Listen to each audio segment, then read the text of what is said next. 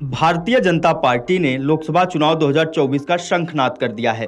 Party ने शनिवार को अपने उम्मीदवारों की पहली सूची जारी कर दी।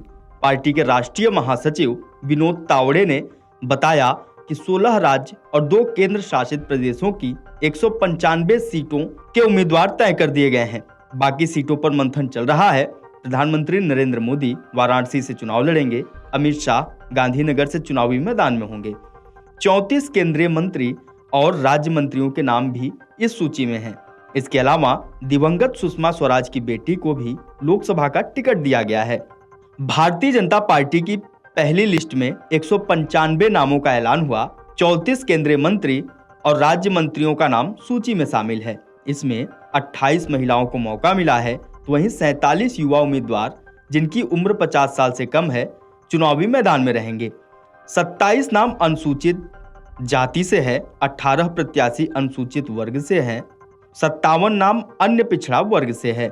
विनोद तावड़े ने बताया कि उत्तर प्रदेश की 51, पश्चिम बंगाल की 26, मध्य प्रदेश की 24, गुजरात की 15, राजस्थान की 15, केरल से 12, तेलंगाना से 9, असम से 11, झारखंड से 11, छत्तीसगढ़ की 11, दिल्ली की 5, जम्मू कश्मीर की 2, उत्तराखंड की 3 और अरुणाचल प्रदेश, गोवा, त्रिपुरा, अंडमान निकोबार और दमन और द्वीप की एक सीट पर प्रत्याशी तय किए गए हैं।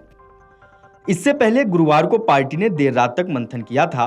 केंद्रीय चुनाव कमेटी में प्रधानमंत्री नरेंद्र मोदी, पार्टी अध्यक्ष जेपी नड्डा, गृह मंत्री अमित शाह और रक्षा मंत्री राजनाथ सिंह सहित अन्य सदस्यों ने कई नामों को अंतिम रूप दिया था। बैठक के बाद से ही कयास लगाए जा रहे थे कि पार्टी की ओर से लोकसभा चुनाव के लिए 100 से 125 सीटों पर उम्मीदवार घोषित किए जा सकते हैं। 2014 से 2019 के लोकसभा चुनाव में पार्टी की हारी हुई सीटों पर भी चर्चा हुई थी। पार्टी लोकसभा चुनाव में सबसे ज्यादा महिला प्रत्याशी उतारने की तैयारी भी कर रही है।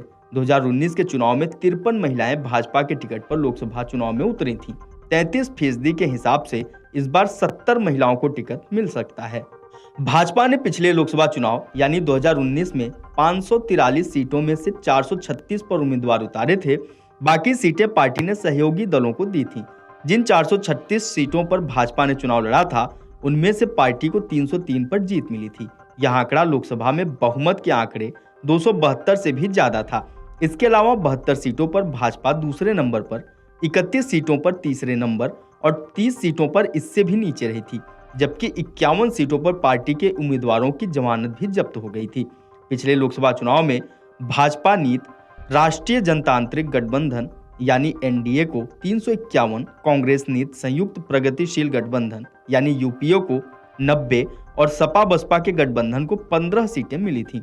2019 में भाजपा 303 सीटों के साथ सबसे बड़ी पार्टी बनी थी और अकेले ही उसने बहुमत के जादुई आंकड़े यानी 272 को पार कर लिया था।